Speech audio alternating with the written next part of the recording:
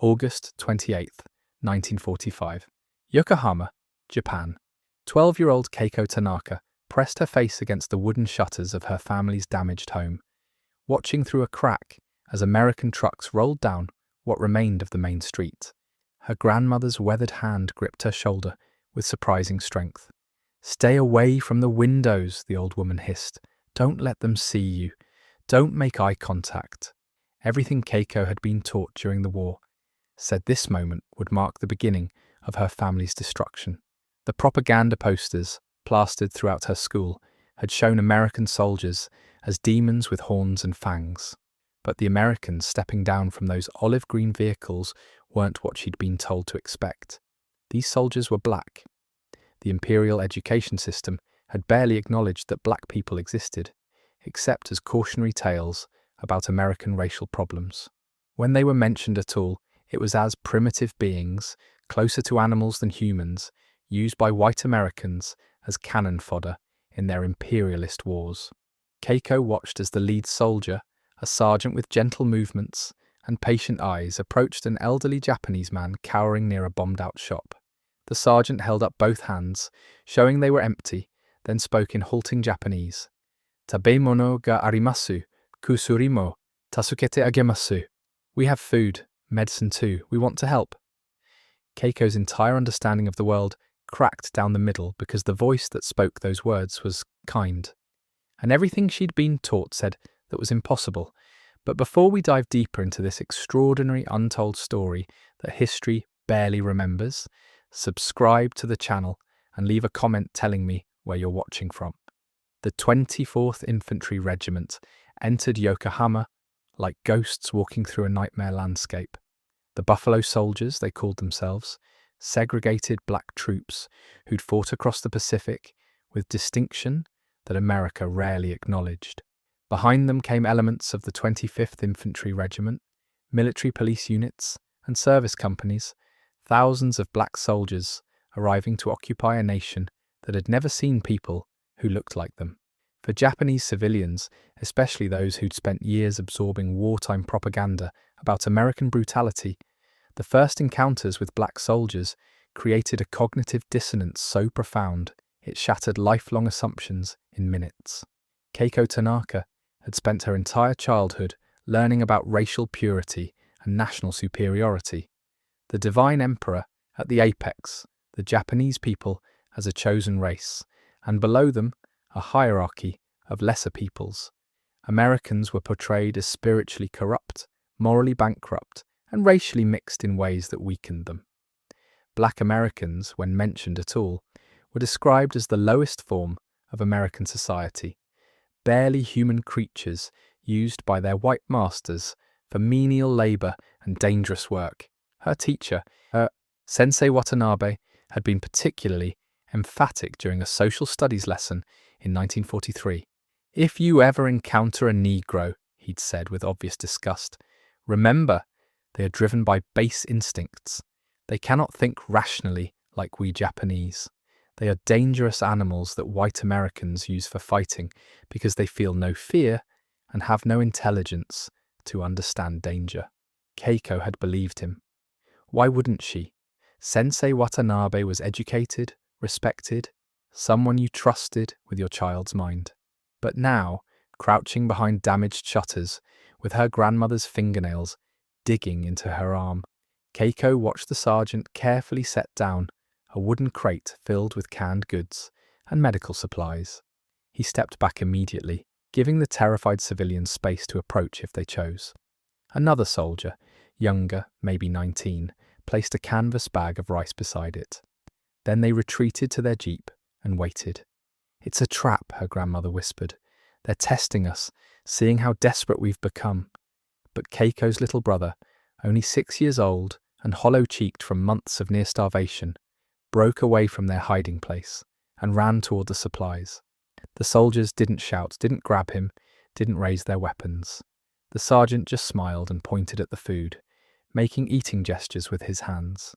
That night, Keiko sat in their damaged kitchen, eating canned peaches and crackers, while her grandmother wept silently. "I don't understand," the old woman kept saying. "Nothing makes sense anymore. Neither did Keiko. But the cognitive dissonance had only just begun. In the fishing village of Ofuna, 32-year-old Hiroshi Yamamoto had a different first encounter. He'd been hiding in a partially collapsed warehouse with 8 other men, all of them expecting execution, when an American patrol discovered them. They'd heard stories from retreating soldiers about what happened to captured Japanese. No mercy, the stories said. Americans showed no honor to prisoners. Hiroshi assumed black soldiers would be even worse.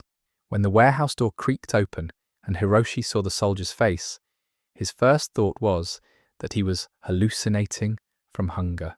Dark skin, American uniform, gentle expression. The contradiction made no sense in his worldview. In Imperial Japan, black people existed only as theoretical concepts, images in American magazines that portrayed them as exotic curiosities or dangerous primitives. The soldier, Corporal William Hayes from Mississippi, saw the terror in their eyes and immediately backed out of the doorway. He called to his lieutenant, and within minutes a Japanese-speaking interpreter arrived. The interpreter, a Nisei soldier whose family had been imprisoned in American internment camps, stood in the entrance and said in perfect Japanese, "You are not prisoners of war, you are civilians. We need to verify you're not wounded or hiding weapons. Then we'll leave you alone." Hiroshi watched Hayes' face during this exchange. The corporal looked uncomfortable, almost embarrassed, like he understood exactly what these Japanese men had been taught to think about him. Later, Hiroshi would remember that expression and feel a shame so deep it became physical. The 25th Infantry Regiment established occupation zones throughout the Tokyo-Yokohama area. For civilians in neighborhoods like Shibuya, Shinjuku, and Asakusa, this meant their first extended contact with black Americans. In Shibuya, 40-year-old Sachiko Mizuno worked as a translator for the occupation authorities. She'd learned English before the war from Christian missionaries, and despite her terror, she needed the job desperately to feed her 3 children. Her first day, she was assigned to help coordinate food distribution. The officer in charge was Lieutenant Robert Thompson, a college graduate from Detroit. Sachiko couldn't stop staring, not from curiosity, but from trying to reconcile reality with everything she'd learned. Thompson was educated, articulate, professional. He spoke about international law and humanitarian obligations. He quoted military regulations from memory. He treated Japanese civilians with respect that seemed impossible given everything she'd been taught about American racial hierarchies. During a break, Thompson noticed her confusion. "Ma'am," he said quietly in careful Japanese, "I know what you are probably taught about people who look like me. I'm not going to pretend that doesn't complicate things, but I need you to translate accurately, and I need you to help these people with dignity. Can you do that?" Sachiko nodded, unable to speak. That night she wrote in her diary, "Everything we believed was wrong. Everything. How many other lies were we told?" The cognitive dissonance operated on multiple levels. First, there was the shock of encountering black soldiers at all. Most Japanese civilians had never seen a black person in their lives. Japan had maintained strict racial homogeneity for centuries, and the few foreign residents were primarily white Europeans or Americans. Second, there was the behavior of these soldiers themselves. They weren't savage. They weren't uncontrolled. They followed strict military discipline, showed remarkable restraint, and demonstrated education that contradicted every assumption.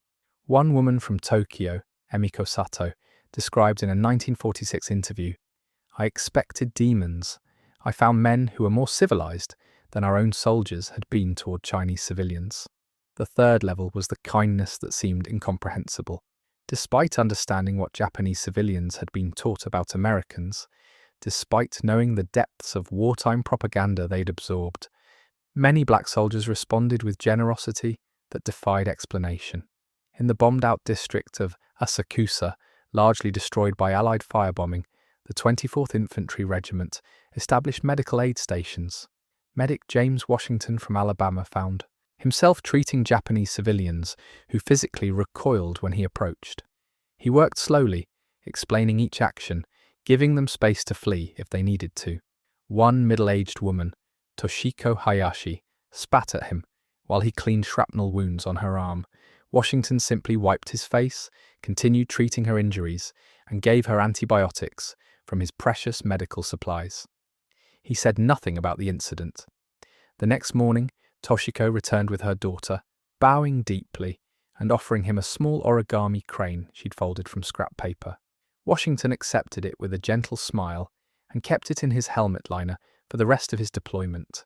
Years later, the daughter, Yuki Hayashi, would say, "My mother cried for weeks after that encounter. She said she'd spent the war believing lies, and now she had to learn how to see the world truthfully again."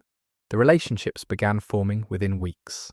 Despite military fraternization policies, despite cultural barriers that seemed insurmountable, despite the horror from both occupation authorities and traditional Japanese families, connections developed. These weren't simple friendships. Each relationship represented a complete rejection of everything both cultures had taught about racial differences and human worth. For Japanese civilians, especially women, choosing to associate with black soldiers meant accepting that everything they'd learned about racial hierarchy was not just mistaken, but criminally wrong. Keiko Tanaka's family, the pharmacy owner's daughter from Yokohama, found themselves regularly visited by Sergeant Mitchell and his squad. They brought medical supplies for Keiko's ailing grandfather, shared their rations when food remained scarce, and helped repair damage to their home. Keiko's grandmother initially forbade these visits, calling them shameful. But when Sergeant Mitchell spent an entire afternoon fixing their damaged roof without being asked, refusing payment, and speaking gently with her grandfather about his war injuries, the old woman's resistance crumbled. "I was taught to fear them," she told Keiko quietly one evening, "but they show us more kindness than our own government did during the war." The children of these interactions, the occupation generation, grew up with fundamentally different understandings than their parents. Many learned to question authority, to examine propaganda critically, to recognize humanity across racial lines. But they also faced confusion about their nation's wartime behavior and the lies they'd been taught.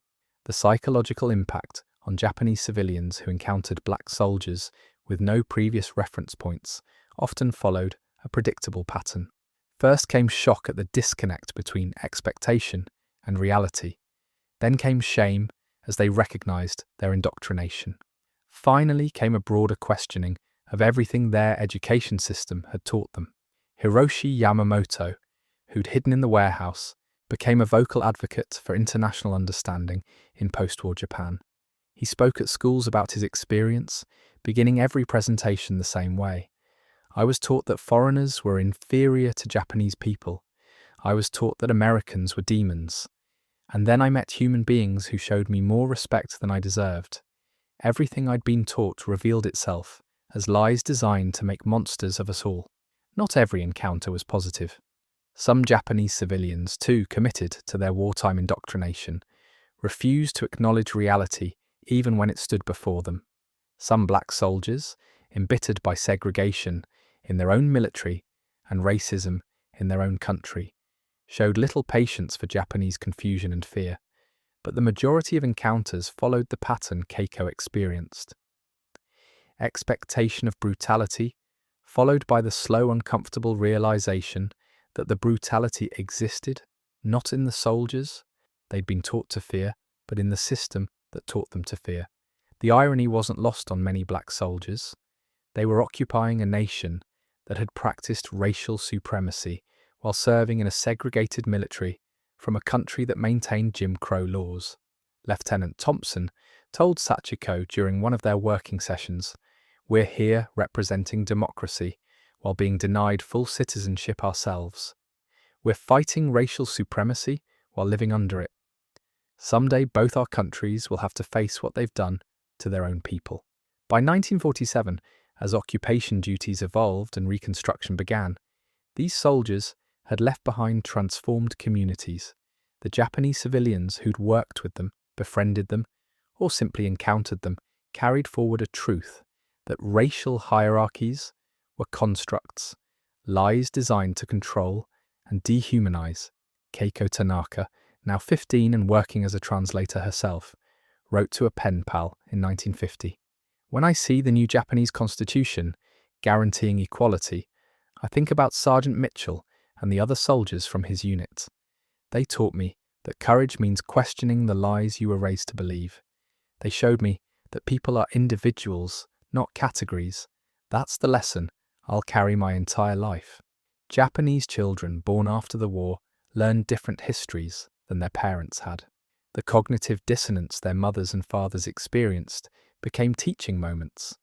When Yuki Hayashi had children of her own, she told them about the black medic who treated her mother with kindness despite being met with hatred.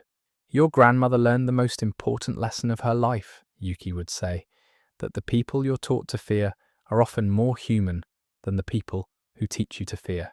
The occupation archives contain thousands of small moments like these: medical care provided to hostile civilians, food shared despite resentment, professional courtesy extended even when met with cultural contempt. Each moment was a hammer blow against the ideology of racial supremacy that had defined Japanese wartime thinking. The lasting impact wasn't measured in military objectives or administrative efficiency. It was measured in the Japanese families who chose to question everything they'd been taught. In the children who grew up hearing their parents say, "We were wrong about so many things." In the slow, painful process of recognizing that humanity cannot be divided into hierarchies of worth based on skin color or nationality. For the black soldiers themselves, the experience was profoundly complex. They were being treated with more respect by former enemy civilians than by their own military hierarchy. They had proven their worth in combat and occupation duties, only to know they would return home to a country that still denied them basic rights in many states. The contradiction was bitter, but for the Japanese civilians who encountered them, these soldiers represented an undeniable truth that their wartime government had built itself on lies so fundamental that recognizing one lie meant questioning everything. In the industrial city of Kawasaki, dock worker Kenji Nakamura found himself working alongside black soldiers from a transportation company. The work was hard, loading and unloading ships, bringing supplies for reconstruction. Initially, Kenji expected the worst, based on years of propaganda about American laziness and black incompetence.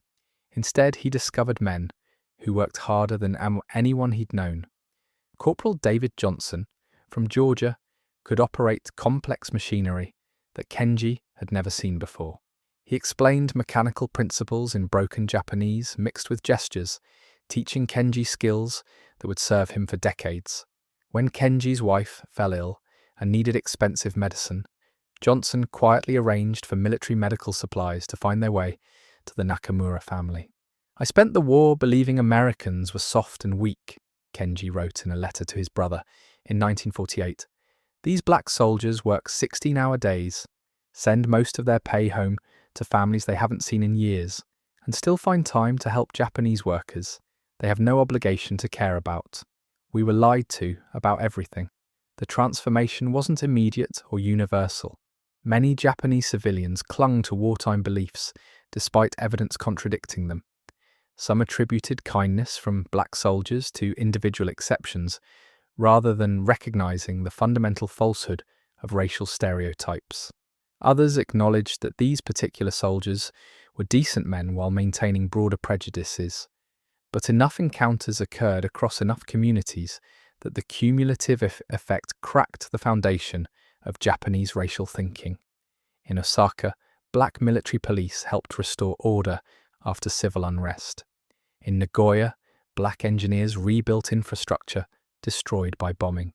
In dozens of smaller towns and villages, black soldiers provided medical care, distributed food, and maintained security with professionalism that contradicted every assumption.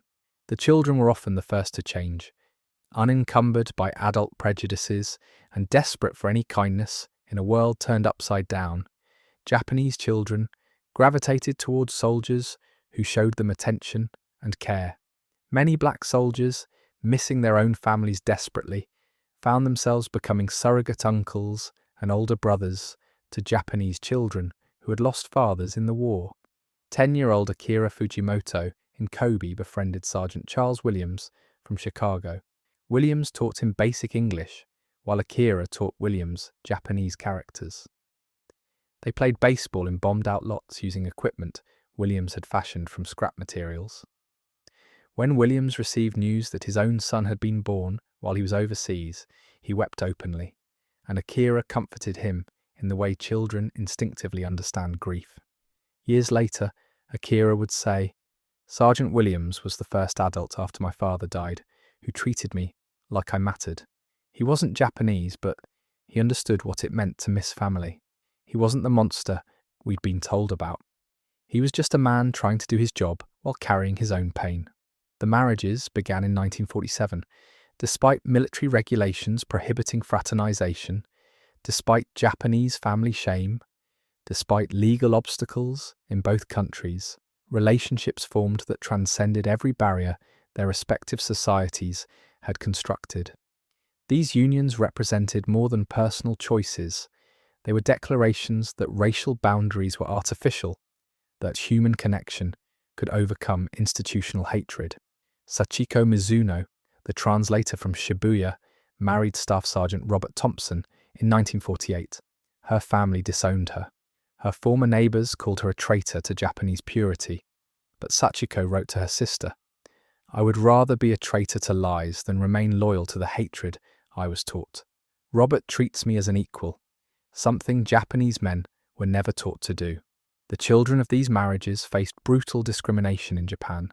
Many were eventually adopted by their fathers' families in America or grew up caught between two cultures that neither fully accepted them. But their existence proved something the wartime Japanese government had spent enormous effort denying: that humanity transcends the false categories nationalism creates. The psychological journey of Japanese civilians who formed relationships with black soldiers often followed similar patterns. Initial terror gave way to confusion as behavior contradicted expectations. Confusion evolved into recognition that they'd been systematically lied to. Recognition led to questioning other wartime teachings, creating broader skepticism about government propaganda. Toshiko Hayashi, the woman who had spat at Medic Washington, became one of the most vocal advocates for international understanding in post-war Japan. She spoke at women's groups and women's community meetings about her transformation, always beginning with the same words: "I was taught to hate foreigners. I was taught that Japanese people were superior to all others. And then I met a man who showed me kindness I didn't deserve. And I realized the superiority was in his character, not in anyone's race." The occupation created unique situations where racial hierarchies collapsed entirely. Black soldiers found themselves in positions of authority over white civilians and even some white military personnel. Japanese civilians observed these dynamics with fascination, seeing racial relationships that contradicted both American and Japanese assumptions about natural hierarchy. In Yokosuka, Lieutenant Colonel James Morrison commanded a mixed unit of black and white soldiers overseeing port operations. Japanese dock workers watched white soldiers taking orders from a black officer, something their wartime propaganda had insisted was impossible in racially divided America. The cognitive dissonance forced many to reconsider everything they'd been taught about American society. "We were told that America was weak because black and white people couldn't work together," observed Port Supervisor Ichiro Taniguchi in a 1947 interview. "But I watched Colonel Morrison run operations more efficiently than our own officers ever had. The white soldiers under his command respected him completely. We'd been lied to about American racial problems to make us feel superior, but the lies only revealed our own ignorance. The medical care provided by black soldiers created particularly powerful impressions. Japanese civilians, accustomed to military medicine that showed little concern for civilian welfare, encountered army medics who treated them with the same care given to American soldiers. Many black medics, trained in segregated medical programs in America, possessed skills that surpassed those of Japanese military doctors. Dr. Benjamin Carter, a black army physician from Howard University established a clinic in war-torn Shizuoka that treated over 3,000 Japanese civilians during his deployment. He performed surgeries, delivered babies, and treated diseases with medicines and techniques unavailable in wartime Japan. His clinic became legendary among local residents who travelled hours for treatment they couldn't receive elsewhere. When Dr. Carter prepared to return to America in 1948, the entire community gathered to honour him. City officials who had initially refused to acknowledge his presence officially declared him an honorary citizen. Children he had treated sang songs in English they had learned phonetically. Elderly patients bowed deeply, offering gifts they could barely afford as expressions of gratitude. "Dr. Carter saved my daughter's life," said farmer Koji Watanabe. "He worked 18-hour days treating Japanese civilians. He had no obligation to help. He taught our local doctors techniques they had never learned. When I think about American racial problems, I remember that this brilliant doctor couldn't eat in many restaurants in his own country, but he spent 2 years saving Japanese lives without expecting anything in return." The educational impact extended beyond individual relationships. Black soldiers who were teachers in civilian life often found themselves informally educating Japanese civilians about American society, world geography, and alternative ways of thinking about race and nationality. These conversations challenged Japanese assumptions about their place in the world and their understanding of other cultures. Sergeant William Davis, a former high school principal from Philadelphia, conducted informal English classes for Japanese adults in Nagano. His lessons went beyond language instruction to include discussions of American democracy, civil rights struggles, and international relations. Many students had never heard about the American Constitution or the concept of individual rights guaranteed by government. Sergeant Davis taught us that America was struggling with its own contradictions about equality, recalled student Fumiko Sato. He explained that Black Americans were fighting for the same democratic ideals that America claimed to represent worldwide. We learned that every country, including Japan, had to confront its own failures to live up to its stated values. These educational exchanges created lasting impacts on Japanese understanding of democracy, individual rights, and social progress. Many Japanese civilians who learned from black soldiers became advocates for democratic reforms, women's rights, and international cooperation in post-war Japan. The reconstruction efforts led by black soldiers demonstrated competence and efficiency that contradicted wartime propaganda about American capabilities. Black engineers rebuilt bridges, restored power systems, and modernized infrastructure with techniques and materials superior to anything available in wartime Japan. Major Thomas Jefferson, a black engineer from Tuskegee Institute, supervised reconstruction of the port facilities in Hakodate. His team completed projects ahead of schedule and under budget while training Japanese workers in modern construction techniques. The rebuilt port became a model for reconstruction efforts throughout Japan. Major Jefferson's team accomplished in 6 months what Japanese engineers estimated would take 2 years, noted Port Authority Director Masato Yamada. They introduced construction methods we had never seen, shared their knowledge freely, and left us with skills we used for decades afterward. We had been taught that Americans succeeded only through superior resources, but these men succeeded through superior knowledge and organization. The stories of individual kindness multiplied across occupied Japan like ripples in still water. In the mountain village of Takayama, isolated by geography and devastated by wartime shortages, black soldiers from a supply company arrived to distribute emergency rations during the harsh winter of 1945. The villagers had prepared for the worst, hiding their few remaining possessions and sending their young women to relatives in distant towns. What they found instead challenged every assumption they'd carried through 6 years of war. Corporal Marcus Jackson, from Louisiana, leading the relief convoy, spoke no Japanese but communicated through gestures and drawings in the dirt. He showed village elders maps marking distribution points, demonstrated how to prepare unfamiliar American foods, and organized efficient systems for ensuring every family received equal shares. The village headman, Tetsuo Ogawa, had expected chaos and exploitation. Instead, he witnessed methodical organization that prioritized the elderly and families with small children. Jackson soldiers worked in freezing temperatures to repair damaged roofs before distributing food, understanding that shelter mattered as much as sustenance. These foreign soldiers worked harder helping our village than our own government ever had, Ogawa wrote in his journal. They could have taken anything they wanted. We had no power to stop them. Instead, they gave us hope when we had none left. The winter distribution continued for 3 months, with regular convoys bringing supplies and medical aid. By spring, relationships had formed that transcended language barriers and cultural differences. Children who had initially hidden now ran to greet the trucks, calling soldiers by nicknames they'd invented. Elderly villagers who had never spoken to foreigners found themselves teaching traditional crafts to men eager to learn about Japanese culture.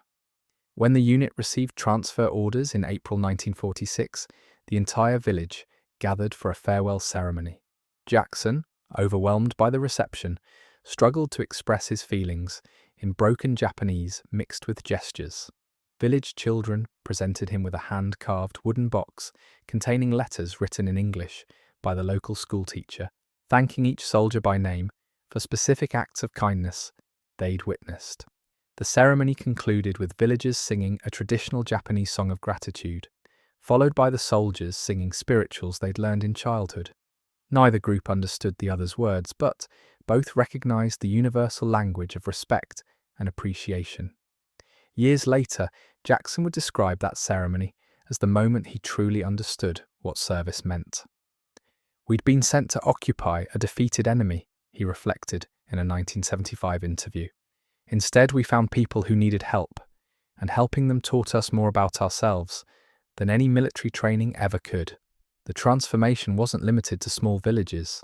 In major cities, black soldiers working in administrative roles found themselves navigating complex relationships with Japanese officials who had never encountered Americans of any race in positions of authority.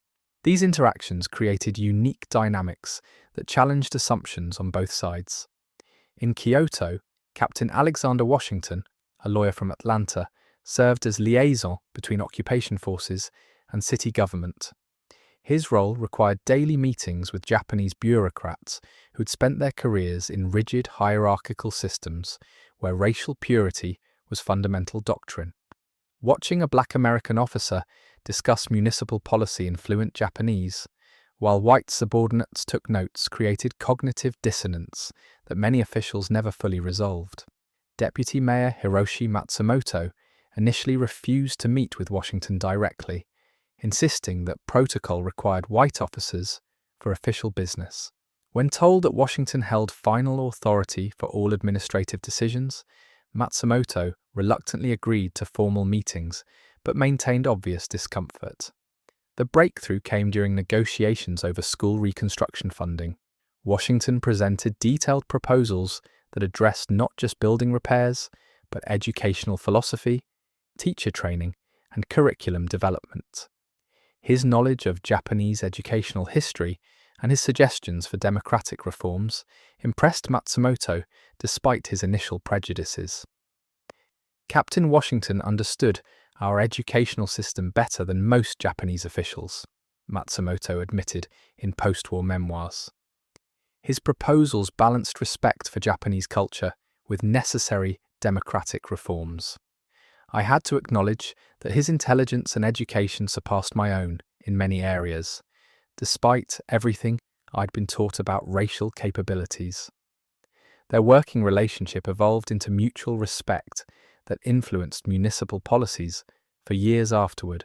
Washington's emphasis on individual rights and democratic participation became foundation principles for Kyoto's post-war development.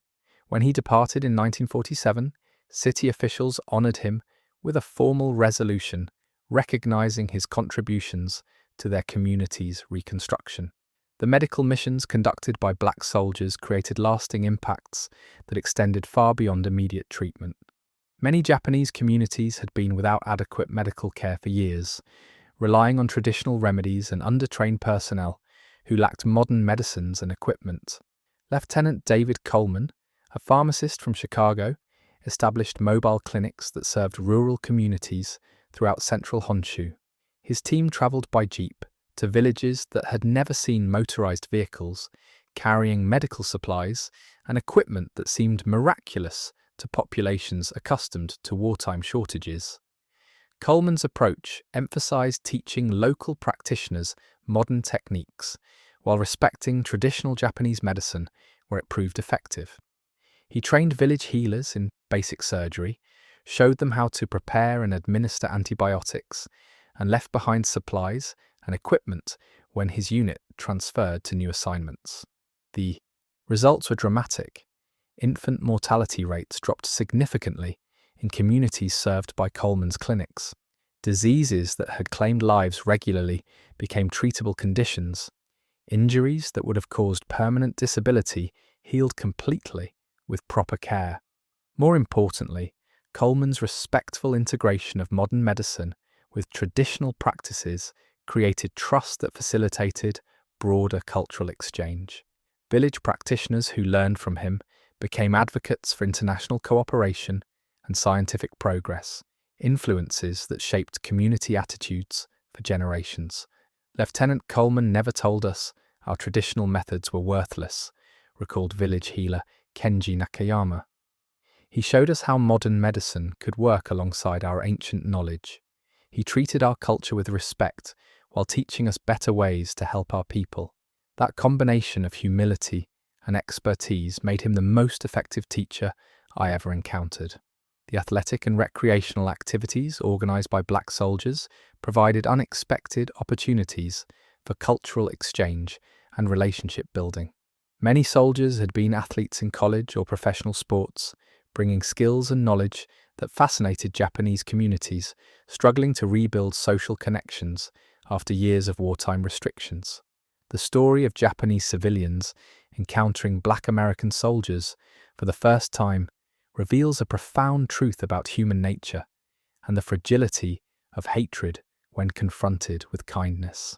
From Keiko Tanaka's cracked shutters in Yokohama to village ceremonies in mountain communities, these encounters shattered assumptions that had defined entire worldviews. The black soldiers who showed compassion despite facing segregation in their own military, who treated former enemies with dignity they were often denied at home, became unwitting teachers in the most powerful classroom of all human interaction. They proved that propaganda crumbles when it meets actual people, that racial hierarchies collapse when individuals choose kindness over conditioning. These soldiers returned to an America that still questioned their worth, carrying with them the knowledge that they had changed hearts and minds in ways their own country struggled to acknowledge. The Japanese civilians they helped carried forward a different lesson, that the people you're taught to fear might be the ones who save you, and the courage to question everything you've been told might be the most important education you'll ever receive.